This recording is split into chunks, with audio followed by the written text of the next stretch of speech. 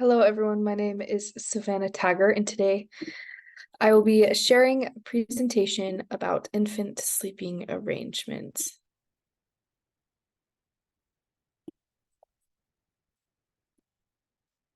Let me just share my screen here. Perfect.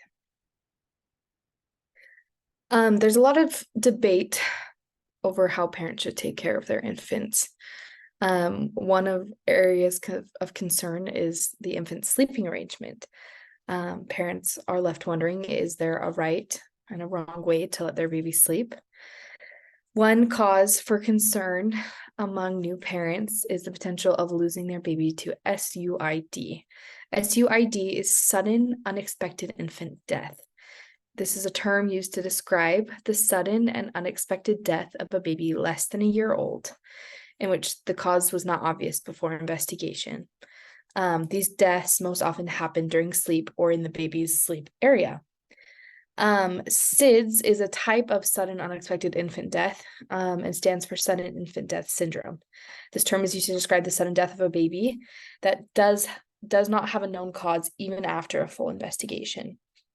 So when an infant dies during their sleep, police have to be called, an investigation takes place. An autopsy is performed on the child to see if there can be a cause of death that is identified. And if after all of the investigation, there is still no conclusive answer as to what caused the baby to die, then it is ruled as a SIDS death. Although nobody really knows the exact cause of SIDS deaths, many people believe that the right sleeping arrangement could help prevent these deaths from occurring. And definitely the right sleeping arrangement could prevent other cases of SUID, including suffocation during sleep, strangulation, and entrapment, which can be really dangerous for children, depending on the sleeping arrangement. So here's a breakdown of sudden unexpected infant deaths by cause. So 27%, was in 2020, 27% of these SUID deaths happened just accidentally. That's the suffocation or strangulation or entrapment in bed, where baby just gets caught under something or around something and passes away. 32% of these deaths were an unknown cause, so a full investigation was not able to take place, and therefore the cause of death is inconclusive. 41% of these deaths were SIDS, where a full investigation is able to take place and the cause of death is still inconclusive, and therefore is ruled as SIDS deaths. Here's a breakdown of these SUID rates by race and ethnicity. Nobody really knows why SIDS deaths and SUID deaths affect American Indians, Blacks, Native Hawaiians more than others, but this is the general breakdown.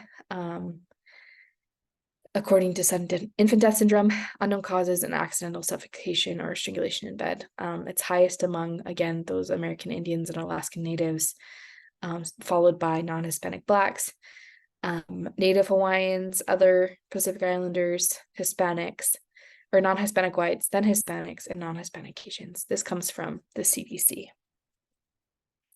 So there are two general trains of thought when it comes to infant sleeping arrangements, either co-sleeping or bed sharing, when the infant will sleep with the parents next to them or on top of them, or with other babies and children, often their siblings. And the other sleeping arrangement is crib sleeping. So when babies have a separate crib or a bassinet from other children or their parents, they sleep alone.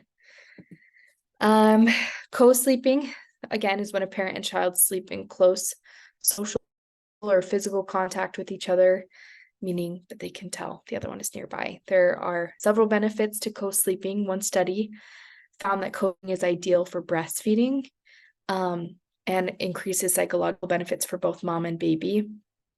This study also found that moms who co-sleep often have an increased milk supply, because baby is constantly getting fed, and it just produces more milk. Another study found that mothers who co-sleep reported sleeping more soundly and for longer periods. In this picture, you can almost tell that mom doesn't even need to wake up sometimes when they're co-sleeping. Baby is right there and can often feed herself in the middle of the night. So it eliminates the need for mom or baby to completely wake up when baby is hungry. Some of the cons, though, is there's a 1 in 16,400 chance for low-risk babies to die from SIDS while bed sharing, and 1 in 150 chance for high-risk babies to die from SIDS while bed sharing. The other option is crib sleeping, which is when the infant sleeps separately from the parents and siblings in their own crib or bassinet. Here are some benefits. Mothers reported better sleep with baby in a crib because they have the bed to themselves. Some mothers prefer that, not feeling cramped or worrying about rolling over, so they can just sleep soundly knowing baby's safe somewhere else. Crib sleeping can also make the transition to toddlerhood easier. These children have a sense of independence because they were born into their own bed. So when they transition to toddlerhood, it's not hard for them to switch to that big girl bed, their sleeping situation. One study found that cribs support milestones in their children.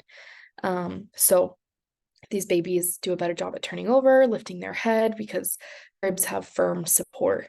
And so it encourages those milestones happen. Some of the cons, though, some mothers report not receiving as much sleep because they have to get up and go get baby in order to feed in the middle of the night.